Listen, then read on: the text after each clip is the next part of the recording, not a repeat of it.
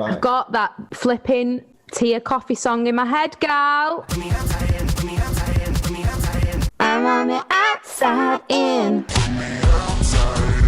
It's so good. Is it so catchy? Is it? I'm on the outside in. What's the lyrics? I can't remember. Oh. Racers, are you ready? It's time for The Brit Stop! Woo! Woo! Yeah, baby.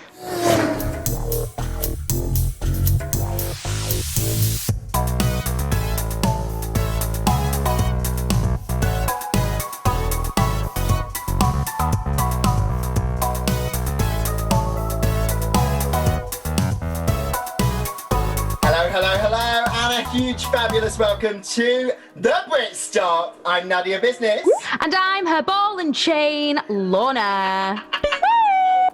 Once again, another fantastic episode full of highs and lows. And yeah, it was just a brilliant episode, wasn't it? Full of excitement.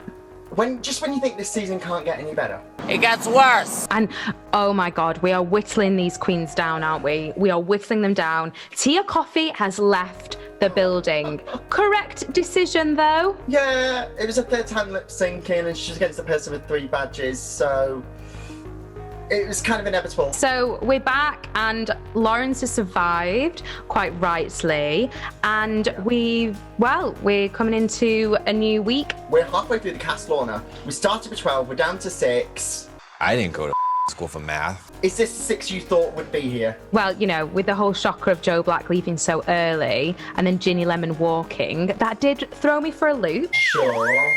But if I do really think about it, these are the queens that I expected to do super well in RuPaul's Drag Race. Yes, I think it would have been a different top 6 had Veronica not had tested positive for coronavirus. Oh, of course. And I fully expected to see Estina Mandela in that top 6. But this is it. You mess up on one challenge, it's your time to go. Sorry. Next. So, we just want to address the elephant in the room. This week, Sister wrote an article in The Guardian talking about the hate she's received online, including death threats and somebody actually describing the way that they'd like to see her die. Oh, God, it's just... We here at Brit Stop just want to say that's not acceptable. If you're watching Drag Race, whether it be the US version, the Canadian version, the UK version, whatever, if you're watching Drag Race and you are sending these queens hate because of an opinion you have as a fan, you're not a fan. You're an asshole. No. And you can get in the bin. It's all about love. RuPaul's Drag Race is all about love. And yes, we're a bunch of 2 old whores that like to chat shit about RuPaul's Drag Race. Of course, those are our opinions, but by no means are we going to spread hate to any of the queens. We love them all equally and dearly. Everybody say love. Love! So we're into a new week with the remaining 6 queens, and it's time for a mini challenge. I've missed a mini challenge because we didn't have one last week because of the maxi. So I was really excited, and it is one of my favourite mini challenges. It is the reading challenge. Woo! The library is open. Can I just say, a lot of queens think this is just a fun excuse to like throw some shade. It's a mini comedy challenge. Yeah, it Who's is. still testing you. Do you know what? I think they all did pretty well, actually, in their own rights. What did you think? Yeah, the majority. Yeah. I'll just say this, it's a good job Ellie Diamond's pretty. Oh! I know what you got on your SATs. Ketchup. Her reads weren't the best. There's always one, but thing is, you're going up against people like Lawrence and Bimini, who are quick-witted. Yes. And Sister, who ends up winning the mini challenge, the reading challenge of RuPaul's Drag Race UK Season 2. Yeah. There's going to be somebody at the bottom of the pile. Unfortunately, it was Ellie. It was. One of my highlight lines has got to be from Lawrence Chaney to Ellie Diamond. Ellie Diamond, you're so stupid that you studied for the COVID test. And then we got to move on to the maxi-challenge, and oh my God, this is a difficult one. So the queens were asked to create superhero looks from household objects. It's a very kind of like lockdown, coronavirus pandemic sort of theme, making the most at what you've got. A very British kind of cultural thing of make, do, and mend, I thought, which was quite interesting. That's great. Yeah, this is a hard one though, because this is like using objects that have material that's not necessarily stretchy, you know?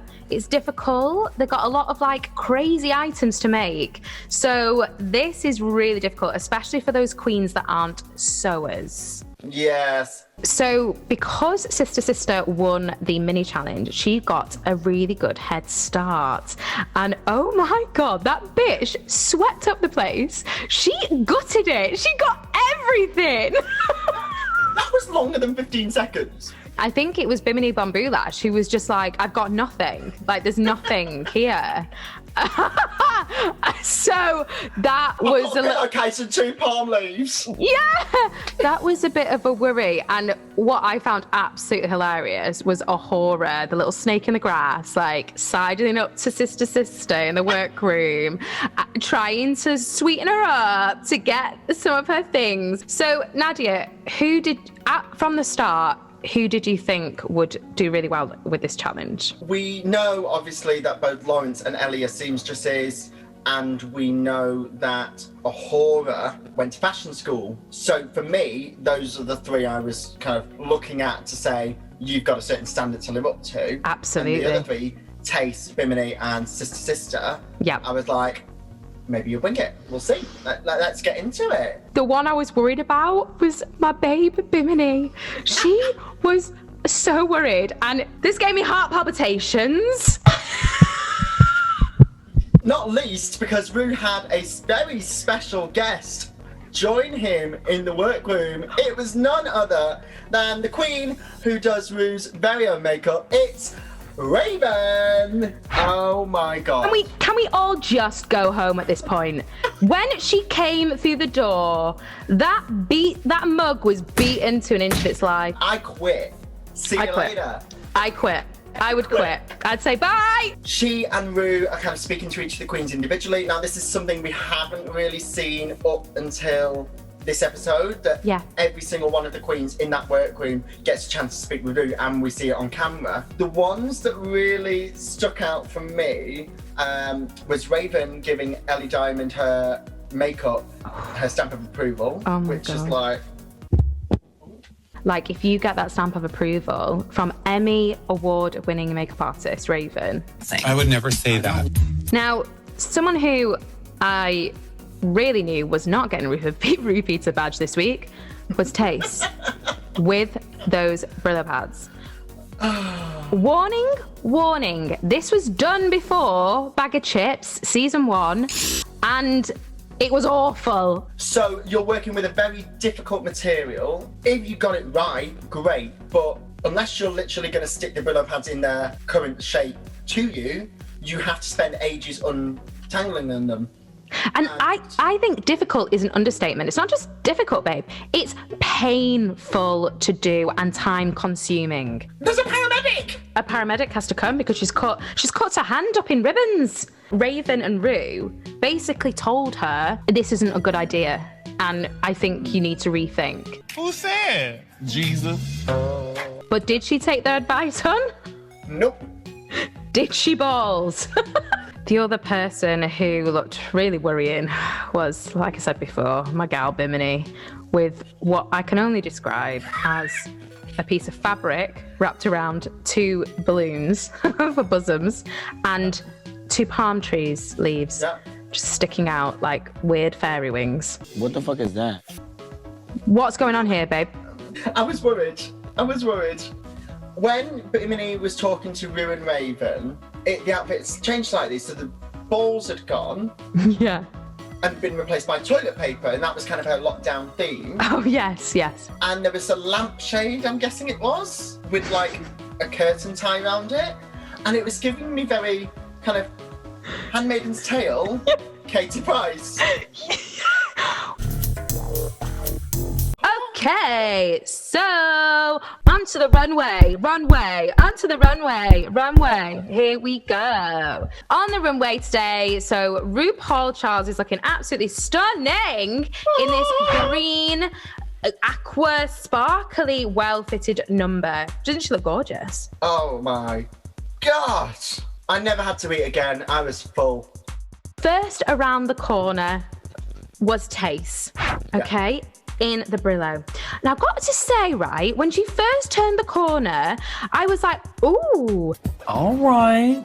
Because it was quite a dramatic silhouette right at the back, you know, far away. I think she smashed it with wearing the pussycat wig. To be honest, actually, I can't really say more because as she got closer to us, it just looked like a hot mess, didn't it? The makeup was incredible, the hair was incredible, the body was right. Had there been a bottom half, I wouldn't have minded it as much. I was impressed she did that as a top, like, yes, fair, but it was the thong, if you want to call it that. It just didn't look enough. Who comes around the corner next but Lawrence Chaney? And it just absolutely blew Taste's outfit away because of the detail of this that Lawrence has done and how cleverly made this is. Yeah. I just thought, oh, Taste, man. Yeah. This was fun from Lawrence, don't you think? Yes, it was campy. It was, you know, that is not going to be an easy fabric to work with. No. Yes, it's a bodysuit, as Michelle said, but she also said, I can see how well constructed this is. My only critique, Miss Lorna, is this. She's Scottish. It was blue and orange. Where is the Iron Brew reference?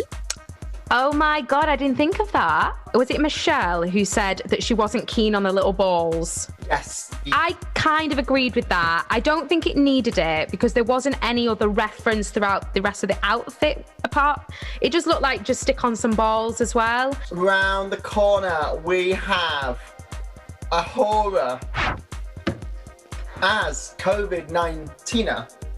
Once again, I quit. When she turned that corner and shouldered, Oh my God.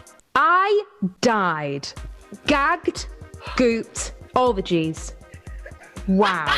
We saw her making it and we kind of had no idea kind of where it was going. No idea. No idea. This is 2010 Gaga, Yes. but it's fun. Oh, it's just beautifully done.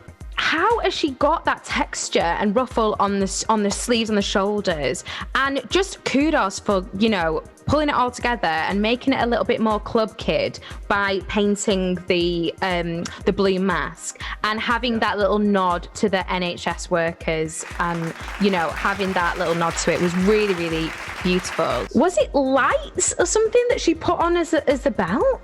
Yeah, she cracked a light in half and had it as a kind of double belt. This does not look like something that she's just made in 48 hours. I can't believe it. So next up was Bimini Bun Blush.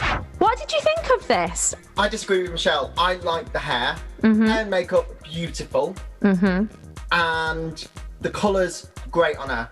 And as a dress, love it. Got the Westwood reference straight away. I like this, but I don't know if that's just because we saw what she was working with before. I agree. I'm still on the fence with this look. The thing that I had right was when she first came down, I was like, wow. And I think it was because I expected the worst. And I thought as a whole concept, as a whole thing, it worked. However, I kind of agreed with the judge's critique that as you looked closer and saw everything and there was paper and close up, I didn't like it as individual pieces, but as a whole, she got away with it. It kind of worked. Oh my God. We have, all the way from Candyland, Ellie Diamond. This was so good. And I don't give a flying monkeys that it's pink again, it's this again. It's not chaps. Yeah.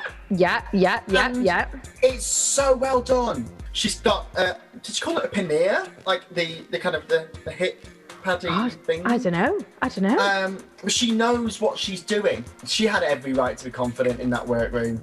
Yeah, I agree. I think this was Really cute. I think she's played with texture. That works. Play to your strengths. It works. So I think there was a lot of shade thrown at Ellie when actually it was a good look and the judges loved it. So last to the runway, we have our Scouse Queen. It's Sister, who is giving us the Garden of Shedon. The Garden of She Done Too Much. And the nominations for Joke of the Year. First up, Nadia. I'm going to be a little bit controversial, right? Oh my God, what? I kind of agreed with Graham on this. I loved the whimsy. And when she turned around the corner, I was really impressed that she'd made that in the time she had. However, did I think it was stunning, snatched, gagged? No. Did you like any part of it? I loved her face. I thought her face and her hair were gorgeous. Beautiful. I think the concept was strong. Yeah. Smacked you in the face. It was that strong. So we're back on the main stage after the judges' critiques and Untucked. And the winner, to nobody's surprise this week, is a horror. So that's for Horror. She has won her second Rupeater badge. So that puts her up there with Bimini and just behind Lawrence. And just behind her in the top is Ellie Diamond. Again, no surprises. Saved first. Is Bimini. Yeah. And then she was saved and she was safe as well. But I thought it should have been the other way around. Based on the judges' critique, sure. I think it came down to fashion over fun. So that led to the bottom two being Tace and Sister, which no surprises there following from the judges' critique. I didn't disagree with this. I thought it was fair enough. Did you? I completely agreed. Tace didn't have enough and Sister had everything. Yeah. Too much. That's so true, yeah. Both of these queens have lip synced once before. So this was a very even Steven sort of lip sync. So you know, you never know what's going to happen. Either one of them could have stolen this. Absolutely. So the queens are lip syncing to Jess Glynne's Don't Be So Hard on Yourself. Were you happy with this song this week, Lorna? Yes, I was thrilled. Yeah. If you guys don't remember, go and watch episode 6. Lorna was homophobic about the song. I am a judgy, bitter queen when it comes to lip syncs. I have very high standards. It's Tace versus Sister. Two queens with very different styles. Tace is a dancer, as you said. Sister is kind of I would say more of a comedy queen. Yeah. I wasn't sure which way it was going to go because I did feel that Tace got the harsher critiques. If it was just down to the challenge, Tace would have gone. I think the right queen sashayed away in the end. I do think that Tace smashed that performance and she just looked incredible. And Sister did really well as well, don't get me wrong, but me personally, my eyes were drawn to Tace. It was more kind of coherent as a performance. So Tace won. She was asked to stay and Sister was asked to sashay away. So excitingly then, next week we are down to our top 5. How have we got there? I don't want it to be there yet. This is where it's getting so close and so tense, and I cannot wait for next week, Nadia. I cannot wait. I'm so excited. Oh my God! This is such a good season. This is such a good season. So yeah, that is episode 7 reviewed. Of course, join BBC 3 to watch RuPaul's Drag Race UK on Thursday on iPlayer at 7 p.m. and then head back to us on Monday, the 8th of March next week to watch episode 8, where we will review episode 8 of RuPaul's Drag Race UK and that top 5 of season 2. I can't wait. Lorna, where can people find us? Oh my God. So you can go on our socials. Yes, you can find us on all social media platforms on Facebook, Twitter, Instagram at The Brit Stop Show. So please come follow us, come like chat with us. Do you agree with what we said this week? Do you not agree? Just comment below in our YouTube comments, like, share, subscribe, tell a friend. Let's just build this whole beautiful drag race community. Listen, honey, I love you. I adore you. I cannot wait to see you next week. Ta-ra, hon. I'm so excited. I love you lots. Tatty, bye. See you later.